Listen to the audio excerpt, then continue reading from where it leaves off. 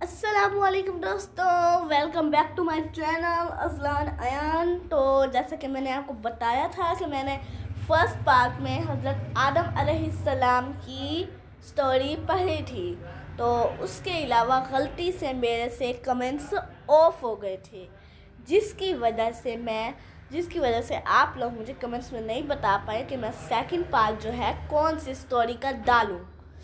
آج میں نے کمنٹس آن کر دی ہیں، پھر آپ نے مجھے ضرور بتانا ہے کہ میں تیسرا پارٹ جو ہے وہ کون سی سٹوری کا ڈالوں، کیونکہ دوسرا پارٹ تو میں حضرت سلیمان علیہ السلام کا ڈالوں۔ میں نے اپنے کزن حسیب سے پوچھا تھا تو اس نے کہا حضرت سلیمان علیہ السلام کی ڈال دو، تو میں آج کے ولاگ میں حضرت سلیمان علیہ السلام کی سٹوری ڈال رہا ہوں۔ یہ دیکھیے یہاں پہ یہ ساری لائن میں لگی پڑی ہیں حضرت آدم، اور دوستوں اس کے علاوہ میں نے آپ کو یہ بھی کہا تھا کہ میں کل والے سوال جواب کے آنسرز بھی لوں گا اور سوال بتاؤں گا، کیونکہ کل کے ولاگ میں سوال نہیں بتا پایا تھا۔ آج کے ولاگ میں حضرت آدم علیہ السلام کے سوال بھی بتاؤں گا، پھر آپ نے مجھے اس کے جواب بتانے ہیں کمنٹس میں۔ یہ دیکھیے، یہ حضرت آدم، حضرت عیسیٰ، حضرت نوح، حضرت موسیٰ، حضرت ہود، حضرت سلیمان، یہ ہے حضرت سلیمان علیہ السلام اینڈ دا کوئن آف سبا، جس کو آج ہم نے پڑھنا ہے، تو اس کو ہم رکھ دیتے ہیں ادھر۔ اس کے بعد حضرت داؤد، حضرت عیسیٰ، حضرت یونس، حضرت شعیب، حضرت موسیٰ، حضرت اسماعیل، حضرت یوسف۔ تو دوستوں فی الحال تو ابھی ہم یہی کر رہے ہیں، اس کے بعد ہمیں حضرت اسماعیل علیہ السلام کی، حضرت سلیمان علیہ السلام کی سٹوری پڑھیں گے، پھر آئیے شروع کرتے ہیں۔ دوستوں آ جائیے، حضرت سلیمان علیہ السلام اینڈ دا کوئن آف سبا کی سٹوری سننے کا ٹائم آ گیا ہے، فل اینڈ امیزنگ سٹوری۔ آ جائیے شروع کرتے ہیں۔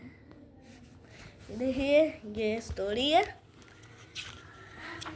اس کے بھی یہاں پہ سوال جواب ہیں، اور یہاں پہ یہ انگلش اردو دونوں ہیں۔ پھر آپ نے مجھے ضرور بتانا ہے کہ میں انگلش میں پڑھوں یا اردو میں۔ فی الحال تو میں اردو میں پڑھ رہا ہوں۔ حضرت سلیمان علیہ السلام حضرت داؤد علیہ السلام کے بیٹے تھے۔ اللہ تعالیٰ نے انہیں ہر قسم کے پرندوں کی زبان سمجھنے اور ان سے ان کی زبان میں بات کرنے کی صلاحیت دی تھی۔ اللہ تعالیٰ نے سلیمان علیہ السلام کو اتنی بڑی سلطنت عطا فرمائی جو ان کے علاوہ کسی کو نہیں دی گئی۔ سلیمان علیہ السلام کو ایک بادشاہی عطا کی گئی جہاں وہ ہر انسان، جانور اور جن پر حکومت کرتے تھے۔ پرندے سلیمان علیہ السلام کے پاس روزمرہ کے معمولات کی خبر دینے آتے تھے۔ جب سلیمان علیہ السلام نے ہدہد پرندے کو اپنی موجودگی میں آنے کا حکم دیا تو وہ غائب پایا گیا۔ ہدہد پرندہ کچھ دیر بعد سلیمان علیہ السلام کے پاس خبر لے کر آیا۔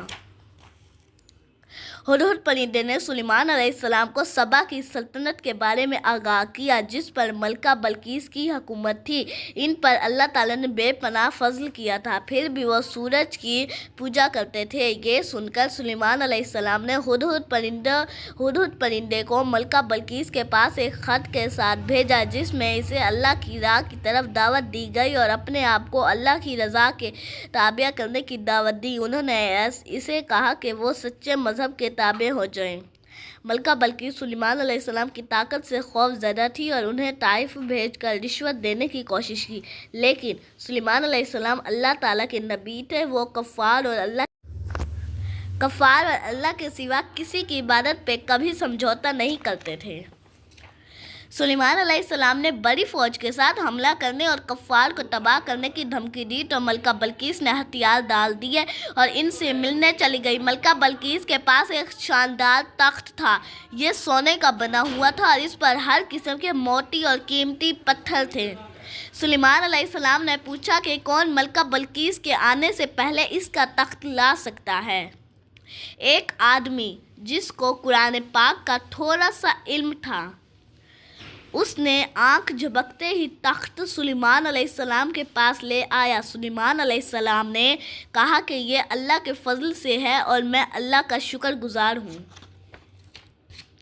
پھر اس نے اس تخت کے زیورات کو تبدیل کرنے کا حکم دیا کہ وہ اسے پہچان سکتی ہے یا نہیں۔ ملکہ بلقیس نے جب تخت دیکھا تو اسے احساس نہ ہوا کہ یہ اس کا تخت ہے جو کہ اس نے اسے اپنے محل میں چھوڑا ہے۔ سلیمان علیہ السلام کا ایک عظیم و الشان محل بھی تھا جو کرسٹل شیشے سے بنا ہوا تھا، اور محل کے اندر کے تمام راستوں میں پانی کی نہریں کرسٹل شیشے سے ڈھکی ہوئی تھیں۔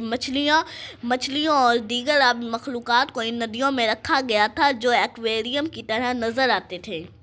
ملکہ بلقیس نے جب یہ دیکھا تو سمجھا کہ یہ پانی کا تالاب ہے، لیکن سلیمان علیہ السلام نے اسے بتایا کہ یہ کرسٹل شیشے سے بنا ہوا محل ہے۔ پھر اسے احساس ہوا کہ سلیمان علیہ السلام کا دین ہی سچا مذہب تھا۔ اس نے اللہ رب العالمین سے معافی مانگی اور اس کے آگے سر تسلیم خم کر دیا۔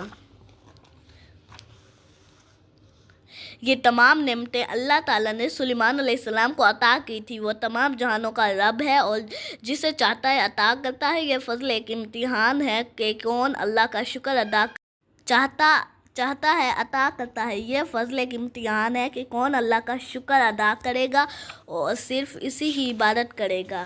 تو دوستوں، اس کا سبق ہمیں اس کہانی سے کیا سبق ملا، یہ انگلش میں بھی ہے، اردو میں بھی ہے، تو آپ نے مجھے کمنٹس میں بتانا ہے۔ نمبر 1 پوائنٹ ہے، عبادت کا حق صرف اللہ کو ہے، وہ ہر چیز پر قدرت رکھتا ہے۔ نمبر 2 ہے، ہمارے پاس جو بھی نعمتیں اور اچھی چیزیں ہیں وہ اللہ کی طرف سے ہیں، اس لیے ہمیں اس کا شکر گزار ہونا چاہیے۔ نمبر 3 ہے، اگر ہم شکر ادا کریں، ایمان لائیں گے اور اللہ کے سوا کسی کی عبادت نہ کریں تو وہ ہمیں اپنی نعمتوں میں سے زیادہ دے گا، لیکن اگر ہم ناشکری یعنی کافر ہیں تو یقیناً اس کا عذاب بہت سخت ہے۔ نمبر 4 پوائنٹ ہے، اللہ تعالیٰ قرآن مجید میں ہمیں بتاتا ہے، بس تم مجھے یاد کرو، نماز پڑھ کر تسبیح کرتے ہوئے میں تمہیں یاد کروں گا، اور میرے شکر گزار رہو تم پر میری بے شمار نعمتوں پر اور میری ناشکری نہ کرو۔ دوستوں میں نے آپ کو یہ اسٹوری سنا دی ہے، اب ہم اس کے سوال جواب کرتے ہیں۔ یہ دیکھیے، یہ اس کے سوال جواب۔ اللہ تعالیٰ نے سلیمان علیہ السلام کو کیا صلاحیت عطا فرمائی؟ اس کا جواب ہے، اللہ تعالیٰ نے سلیمان علیہ السلام کو تمام پرندوں، جنوں اور جانوروں کی زبان سمجھنے کی صلاحیت دی۔ ہدہد پرندے نے سلیمان علیہ السلام کو کیا کہا؟ اس کا جواب ہے، ہدہد پرندے نے سلیمان علیہ السلام کو سبا کی سلطنت کے بارے میں کہا۔ جس نے ملکہ بلقیس کا تخت سلیمان کے پاس کون لایا؟ ملکہ بلقیس کا تخت ایک آدمی لایا جس کو قرآن پاک کا تھوڑا سا علم تھا۔ تمام جہانوں کا حقیقی رب تمام فضل کا مالک کون ہے؟ تمام جہانوں کا حقیقی رب تمام فضل کا مالک اللہ ہے۔ جب اللہ ہمیں اپنے فضل سے نوازے تو ہمیں کیا کرنا چاہیے؟ جب اللہ ہمیں اپنے فضل سے نوازے تو ہمیں اس کا شکر ادا کرنا چاہیے۔ دوستوں، اس کے بعد ہم حضرت آدم علیہ السلام کی نوٹ بک اٹھاتے ہیں یہاں سے ایسے، اب اس کے سوال جواب کرتے ہیں۔ یہ کس نے کھولا ہے؟ دوستوں، آ جائیے، اب حضرت آدم علیہ السلام کے سوال جواب کرتے ہیں۔ اس پہلے انسان کا نام کیا تھا جسے اللہ نے تخلیق کیا؟ اس پہلے انسان کا نام حضرت آدم علیہ السلام تھا جسے اللہ تعالیٰ نے تخلیق کیا۔ آدم علیہ السلام کی بیوی کا نام کیا تھا؟ آدم علیہ السلام کی بیوی کا نام حوا علیہ السلام تھا۔ اللہ تعالیٰ نے حوا علیہ السلام کو کس چیز سے پیدا کیا؟ اللہ تعالیٰ نے حوا علیہ السلام کو حضرت آدم علیہ السلام کی پسلی سے پیدا کیا۔ اللہ تعالیٰ نے آدم علیہ السلام اور حوا علیہ السلام کو جنت میں کس بات سے منع کیا؟ اللہ تعالیٰ نے آدم علیہ السلام اور حوا علیہ السلام کو جنت میں ایک خاص درخت کے قریب جانے سے منع کیا۔ کیا ہم ایک دن جنت میں واپس آ سکتے ہیں؟